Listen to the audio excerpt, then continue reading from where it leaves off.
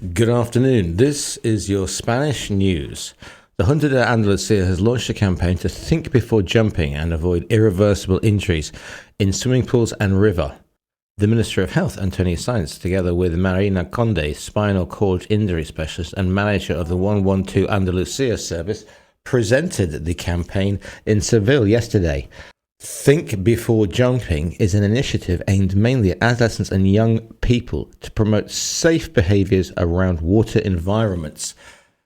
Antonio Sanz stressed during the presentation that many serious injuries can be avoided if we are able to generate awareness, information and a culture of prevention, especially among our young people. The campaign revolves around the slogan "Think Before Jumping" and launches direct messages such as "A dive can mark your summer or your life," "Enjoy without risking," and "Don't play for likes," with the aim of promoting responsible decisions before entering the water.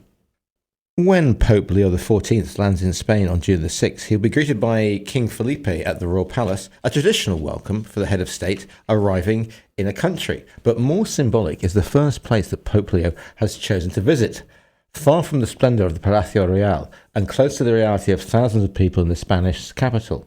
A Caritas Centre called Cediya 24 Horas Social Project is part of the social ministry of the Church of Madrid for those who are homeless, and that is where Pope Leo will head right after the meeting with the royals. This sends a clear message of priorities to Spanish society and the country's politicians. It's a day centre where men and women come to receive counselling, psychological support. They shower, eat, but also it has a night centre section where there are places to sleep, said a spokesperson for Caritas Madrid.